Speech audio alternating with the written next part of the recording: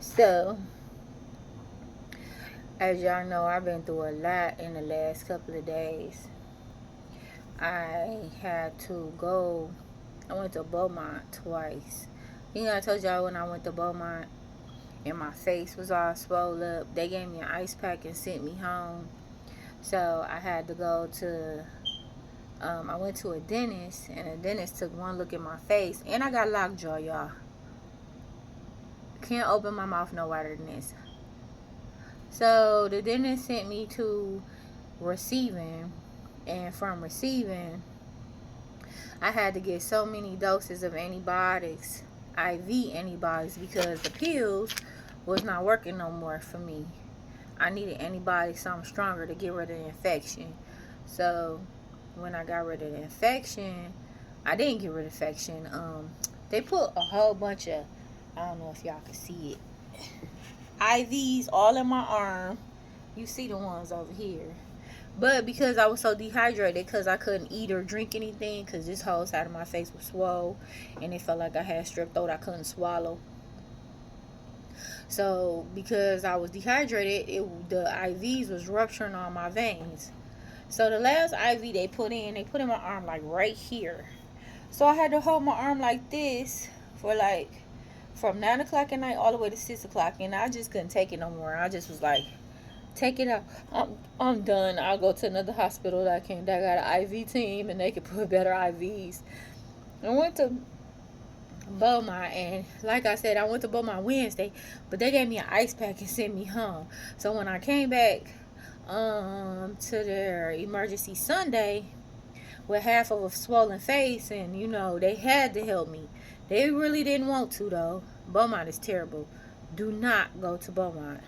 I would suggest any DMC, Henry Ford, Beaumont.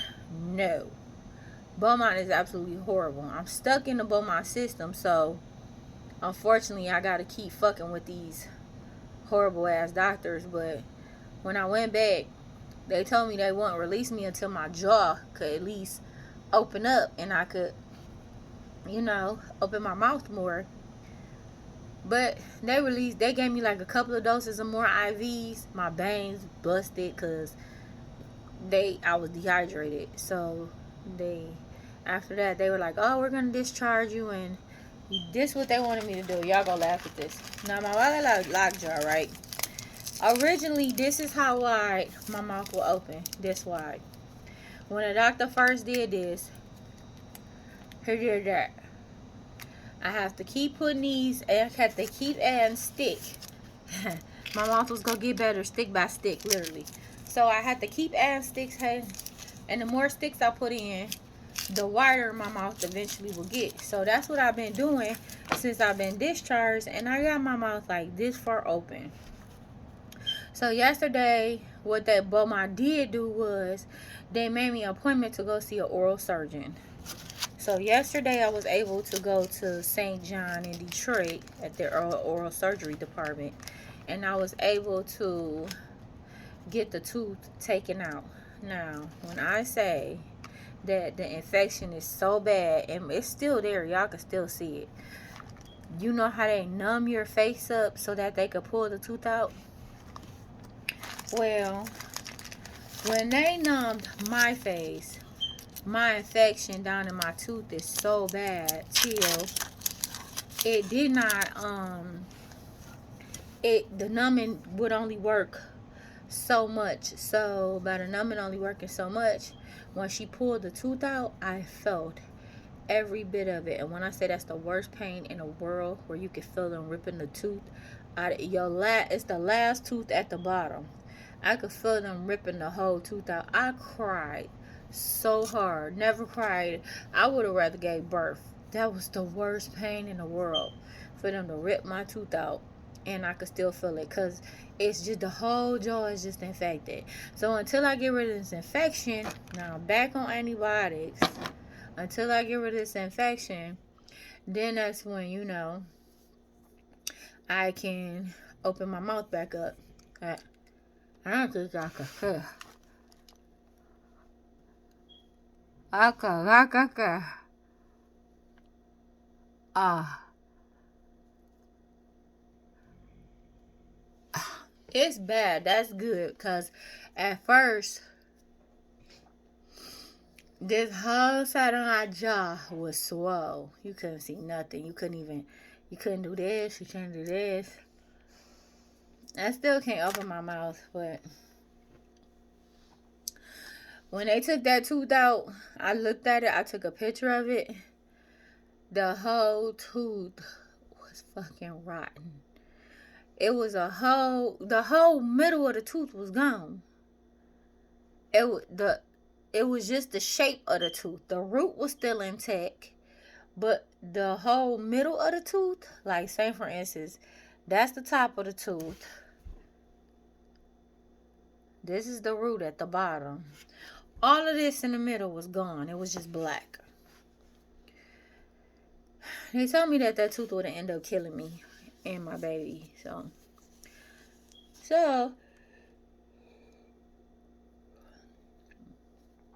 I had to get a COVID test when I was in the hospital. I'm negative, of course, but they said I had to take the test again before I give birth. But let me tell y'all about that test. That test is the worst test that you could ever take. I'd rather get like 10 shots than take that test. They take a fucking Q-tip longer than this spatula, not as fat, just longer than this, and they stick it all the way up your nose to like here. Yeah, I wasn't prepared for that pain. I wasn't prepared at all. That is the worst pain in the world. And I'm like, if I took the test once, why do I have to take it again? But so in the midst of all this garbage, yeah, I found out what I was having. I thought that I was gonna have, I just knew in my heart that I was gonna have a girl. I just knew it. I had girl clothes, girl. No girl, y'all. Another little boy. I don't think my body can make girls. Maybe I'm not feminine enough. No, I just don't have girls. I can only have boys. And that's it. 3 strikes you out. I'm done. No more kiddos for me. This shit is too fucking hard. It's too damn hard. The hospital systems is horrible. I don't want to do it no more. I don't want to bring no more kids in this wicked ass world. I'm just done.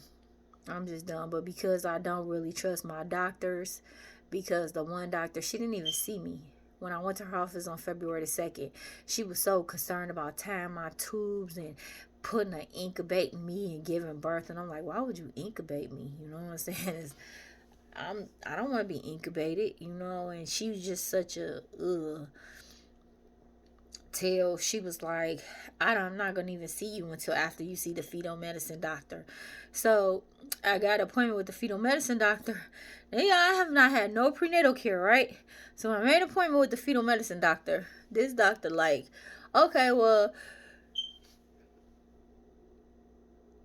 you can see us in our office March the 16th. I only got 2 more months to go.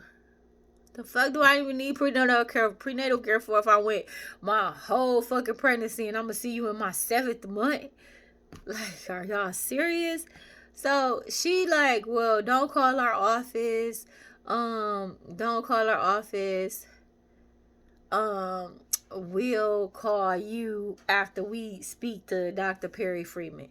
And y'all, she black. And I swear, black people, I picked this lady because I figured I wanted a black person to cut on me. But sometimes our people be the worst people.